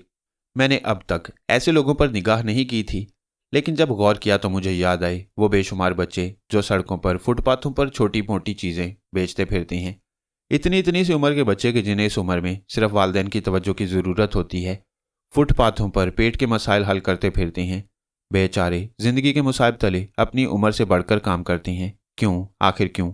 यकीनन उन्होंने ज़िंदगी गुजारने के लिए अपने तौर पर भी सोचा होगा और यही फैसला किया होगा कि अपना सहारा सबसे बड़ा होता है। अपने तौर पर जो कुछ कर लिया जाए वो एक अहमियत रखता है। अगर दूसरों के हाथों में सिर्फ खिलौना बने रहे तो फिर कुछ हासिल ना होगा। दिल्ली मेरे लिए बेहद खतरनाक था। दिन की रोशनी में जोसेफाइन जब होश में आएगी तो उसे ये तमाम वाक़यात याद आ जाएंगे। पता नहीं किस कमाश की लड़कियां मुमकिन है इस तरह चले आना या उसकी तरफ रागिब ना होना उसे अपनी तौहीन महसूस हो और वो मुझसे इस तौहीन का इंतकाम लेने पर तुल जाए। इससे कबल कि जोसेफाइन मेरी तलाश शुरू कराए और दिल्ली की सड़क से मुझे गिरफ्तार करके दोबारा सलाखों के पीछे पहुंचा दे। मुझे दिल्ली छोड़ देना चाहिए। गलती की थी मैंने, वो ये कि अपने पास कोई रकम नहीं रखी थी। हालांकि ये कोई मुश्किल काम नहीं था। जोसेफाइन से भी मैं कुछ ना कुछ हासिल कर सकता था। इस वक्त मेरे बदन पर उम्दा किस्म का लिबास जरूर था, लेकिन जेब में कुछ नहीं था और बगैर पैसों की कोई बात तो सोची नहीं जा सकती। एक लम्हे को दिल चाहा कि अपनी जगह से उठूं और किसी ऐसे शख्स को पकड़ लूं जिसकी जेब में कुछ हो, उसे हासिल कर लूं। ख्वाहिश के नतीजे में उसे जख्मी ही क्यों ना होना पड़े, लेकिन कम अज़ कम मेरा काम तो बन जाएगा। एक लम्हे के लिए जहन बुरी तरह भटक गया था और मैं अपनी इस तजवीज़ पर अमल करने के लिए अपनी जगह से खड़ा हो गया। चंद कदम आगे बढ़ा तो अचानक ख्याल आया कि यह मुनासिब नहीं। अगर आगाज़ इस तरह से किया तो फिर अंजाम भी यही होगा। नहीं, अभी अपने जहन को, इस परागंदा और मुंतशिर जहन को किसी रास्ते पर लगाना मुनासिब नहीं। जज्बाती लग्जिश और अहमकाना फेल या सोच गलत रास्तों पर डाल सकती है, और बाहर तौर मेरी खानदानी रवायात ये नहीं थी। मैं ये सब कुछ नहीं कर सकता था। कुछ ना कुछ तो करना ही था, वरना सारी रात यूं ही गुजर जाएगी। कदम आगे बढ़ते रहे। फिर एक फैसला करने के बाद मैं स्टेशन की जानिब चल पड़ा। रात चूंकि खासी हो गई थी, इसलिए स्टेशन भी सुनसान ही पड़ा हुआ था। बस से चंद दुकानें खुली हुई थीं। कुछ ख्वांचे वाले अपनी मखसूस जगहों पर बैठे होंग रहे थे।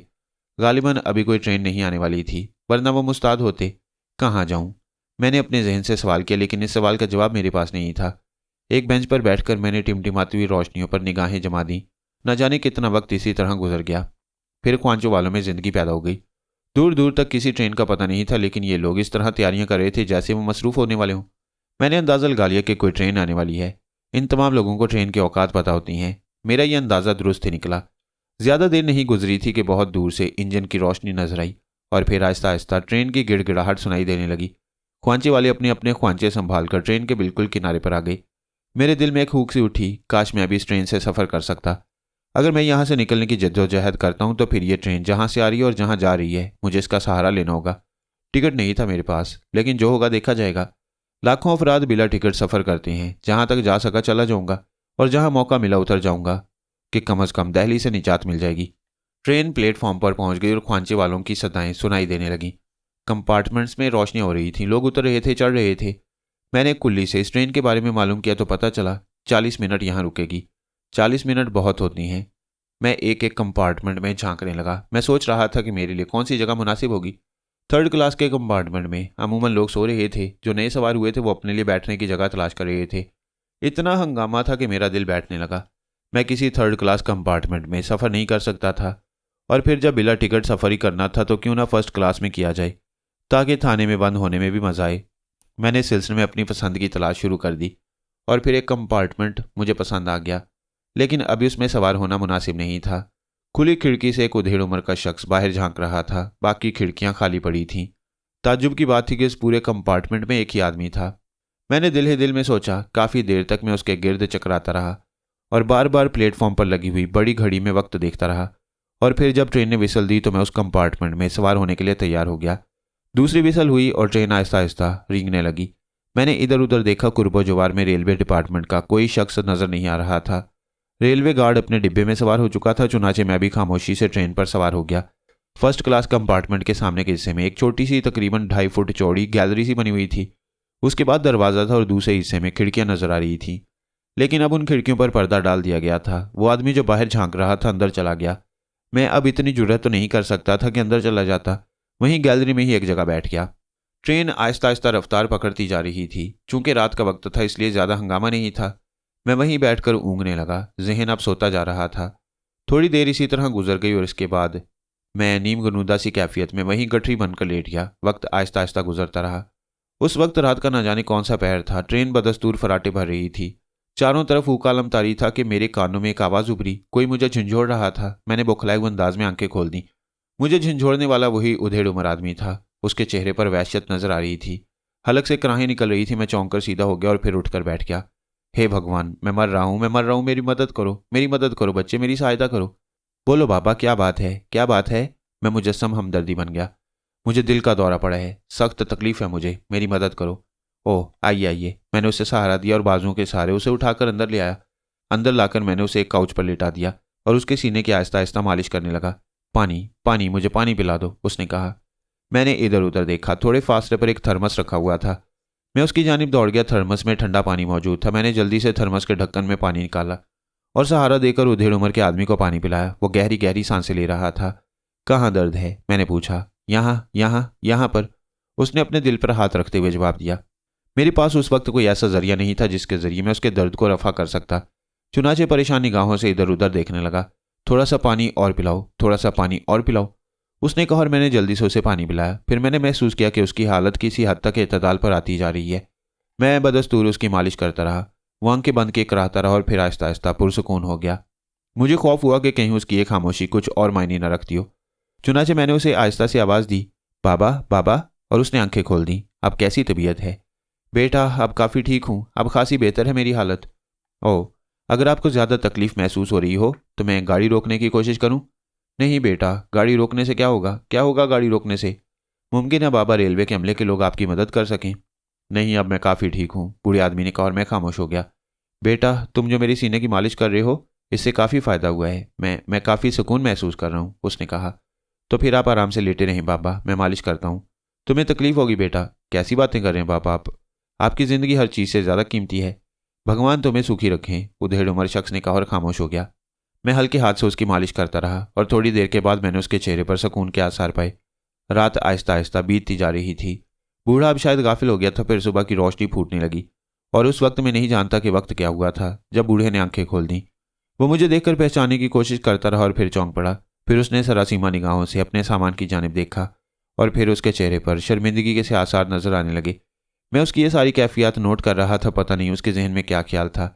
आहिस्ता आहिस्ता वो उठकर बैठ गया। उसने मुस्कुराती निगाहों से मुझे देखा और बोला, तुम्हारा बहुत शुक्रिया बेटा, रात को अगर तुम ना होते तो ना जाने क्या कैफियत हो जाती मेरी।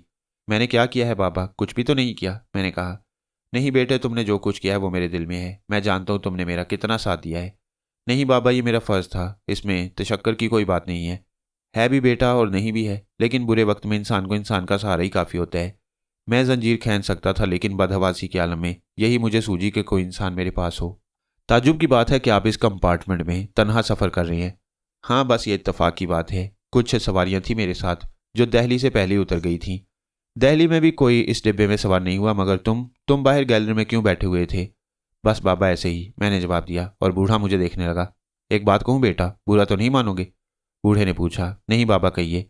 इंसान बड़ी कमीनी चीज़ है। उसके दिल में ऐसी ऐसी गंदगियाँ आ जाती हैं कि बाज़ औक़ात उसका एहसास उसे खुद ही शर्मिंदा कर देता है। मैं नहीं समझा बाबा। रात को मैं अपनी मुसीबत पर तुम्हारे पास दौड़ा चला गया था। तुम्हें सारी रात परेशान करता रहा, लेकिन सुबह को जब मेरी आंख खुली तो मैंने घबरा कर अपने सामान को देखा। मेरे जहन में एकदम यह ख्याल आया कि कहीं मेरा सामान तो गायब नहीं हो गया। और सच्ची बात तो यह है बेटे कि यह ख्याल तुम्हारी वजह से आया था, क्योंकि तुम अजनबी हो। लेकिन फिर मेरे ख्याल ने मुझे खुद ही शर्मिंदा कर दिया। तुमने तो मेरी मदद की थी और मैं तुम्हारे बारे में किस बुरे अंदाज से सोच रहा था। वैसे बेटे, कोई भी शख्स होता मेरी इस कैफियत से फ़ायदा उठाने की कोशिश ज़रूर करता। ये सामान नीचे लेकर उतर जाना कोई मुश्किल काम नहीं था। ओह बाबा, आपने ठीक सोचा। ये कोई ऐसी बात नहीं है। दुनिया में इस किस्म के लोग भरे हुए हैं, लेकिन मैं ऐसा इंसान नहीं हूँ। मुझे माफ़ करना बेटे, मैं तुमसे पहले ही मुआफ़ी मांग चुका हूँ। और दरअसल मैं तुम इंसान की सोच के बारे में बता रहा था। हाँ बाबा, यहाँ किसी पर भी भरोसा नहीं किया जा सकता, मैंने कहा। अच्छा खैर, छोड़ो इन बातों को। मैं मन का सच्चा आदमी हूँ, इसलिए सच्चाई ही से मैंने तुम्हें अपनी सोच के बारे में बता दिया था। अब तुम अपने बारे में बताओ बेटे। क्या मालूम करेंगे मेरे बारे में? पहले तो ये बताओ कि तुम गैलरी में क्यों सो रहे थे? बाबा, मेरे पास टिकट नहीं है। क्यों बेटा? इसकी वजह पैसे है, मेरे पास पैसे नहीं थे। फिर जब ट्रेन चली तो मैं इसमें घुस आया और यहाँ गैलरी में बैठ गया। कहाँ जा रहे हो बेटे? कहीं नहीं बाबा, मैंने जवाब दिया। क्या मतलब? हाँ, मैं कहीं नहीं जा रहा। तो फिर ट्रेन में क्यों सवार हुए थे? सिर्फ दिल्ली छोड़ने के लिए। दिल्ली क्यों छोड़ना चाहते थे? बूढ़े ने सवाल किया।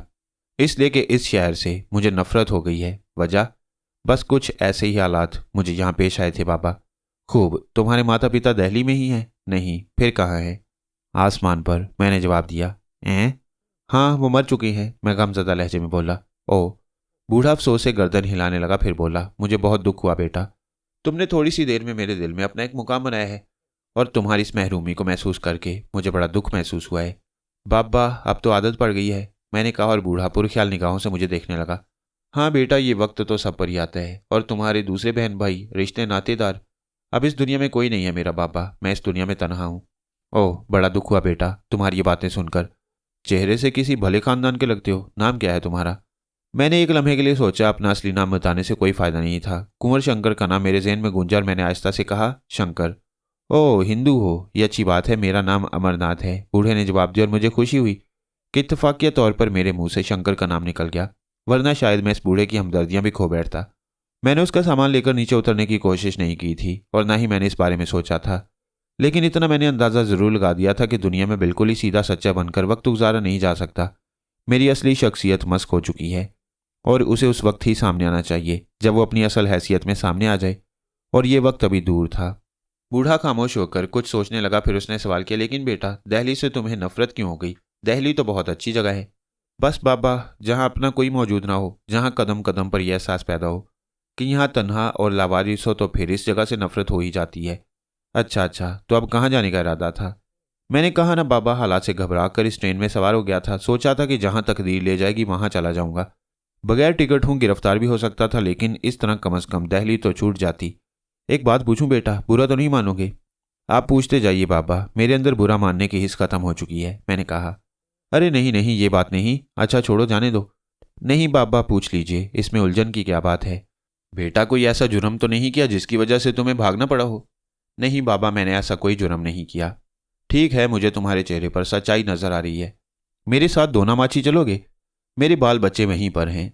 दोनामाची में हमें तीर्थ यात्रा जाना है, तुम भी हमारे साथ चलना। मैं वहां जाकर क्या करूंगा अमरनाथ जी? बस बेटा, जो हम करेंगे वो ही करना। मैं तुम्हें एक बड़े की हैसियत से कह रहा हूं। अमरनाथ ने गहरी निगाहों से मुझे देखते हुए कहा। मेरे चेहरे पर कशमकश के आसार थे, लेकिन फिर मैंने सोचा कि असगर अली, क्यों हमाकत कर रहे हो? जिंदगी इसी का नाम है। आला अंदाज बेशक इंसान की जिंदगी में एक नुमाया हैसियत रखती हैं। जिंदगी की गाड़ी इसी तरह आगे बढ़ती है। ये वक्ती सहारा मिल रहा है तो इसे कबूल कर लो। इस तरह कम से कम किसी गलत रास्ते पर ना भटक पाओगे, बल्कि मुमकिन है तुम्हें सही राहें गुजारने का कोई मौका मिल जाए। अलबत्ता ये बात ज़रूर है कि अब किसी की मदद कबूल ना करना और अपने पैरों पर खड़े होने की कोशिश करना। वक्ती सहारा कबूल कर लेने में कोई हर्ज नहीं। मैं शर्मिंदा सी निगाहों से अमरनाथ जी को देखने लगा और फिर आहिस्ता से बोला, देखिए अमरनाथ जी, मैं एक खादिम की हैसियत से आपकी खिदमत कर सकता हूँ। आप बीमार हैं, अगर आप चाहें तो वक्ती तौर पर कुछ अरसे के लिए मुझे नौकर रख लें। मैं आपकी सेवा करूँगा और मैं हर वक्त आपके साथ रहूँगा, लेकिन मुझे कोई मुकाम या कोई हैसियत देना चाहते हैं तो माफ़ कीजिएगा, मैं इसे कबूल नहीं करूँगा। चलो यूं ही सही, अगर तुम इसमें खुश हो तो मैं इनकार नहीं करता। यूं समझ लो तुम आज से मेरे सेवक हो, इसमें मुझे कोई एतराज़ नहीं है। बस बस, मुझे खुशी हुई, अमरनाथ ने कहा और मैं खामोश हो गया। ज्यादा देर नहीं गुजरी थी कि टीटी का उधर से गुजर हुआ। उसने झांक कर कंपार्टमेंट को देखा, अपने हाथ में पकड़ी हुई लिस्ट को देखा और फिर अंदर घुस आया। माफ़ कीजिएगा, मेरे अंदाजे के मुताबिक इस कंपार्टमेंट में सिर्फ एक आदमी को होना चाहिए था। हाँ हाँ, ये मेरा आदमी है, दिल्ली से सवार हुआ था, टिकट नहीं ले सका था, तुम इसका टिकट बना दो। अमरनाथ ने कहा और थोड़े फासले पर टंगी हुई वास्कट में से परस निकालकर उसमें से कुछ नोट निकाले और टीटी को दे दिए। टीटी ने मेरा टिकट बनाकर मेरे हाथ में थमा दिया और फिर वो शुक्रिया अदा करके आगे बढ़ गया। अमरनाथ जी कुछ सोचते रहे, फिर मेरी तरफ रुक करके कहने लगे, देखो बेटा, मैं तो इस वक्त नाश्ता नहीं करूंगा, तुम अपने लिए नाश्ता मंगवा लो। डाइनिंग कार में चले जाओ, वहां से तुम्हें नाश्ता मिल जाएगा, कोई खास भूख नहीं है। देखो शंकर, अब तुम मेरे सेवक बन चुके, इसलिए जो कुछ मैं कहूंगा तुम्हें वही करना होगा। अमरनाथ ने कहा और मैंने गर्दन झुका दी। गैलरियों से गुजरता हुआ मैं डाइनिंग कार में पहुंच गया और फिर एक वेटर को मैंने नाश्ते के लिए कह दिया। हल्का फुल्का सा नाश्ता मैंने तलब किया था। थोड़ी देर के बाद नाश्ता आ गया और मैं नाश्ता करने लगा। अमरनाथ जी ने पानी पिया और फिर मुस्कुराती निगाहों से मुझे देखने लगे। यूं दोपहर हो गई। दोपहर का खाना भी कार से मंगवा लिया गया, लेकिन सिर्फ मेरे लिए। अमरनाथ जी ने अपने लिए सिर्फ चाय मंगवाई थी। और फिर शाम के 4 बज गए। ठीक 4 बजे हम लोग तैयार हो गए, क्योंकि अमरनाथ जी के ख्याल के मुताबिक अगला स्टेशन दूनामाची का ही था। जब ट्रेन स्टेशन पर रुकी तो मैंने बादलों की कजलाहट के पसे मंजर में ऊंचे ऊंचे पहाड़ देखे। दूनामाची कोई हिल स्टेशन ही था।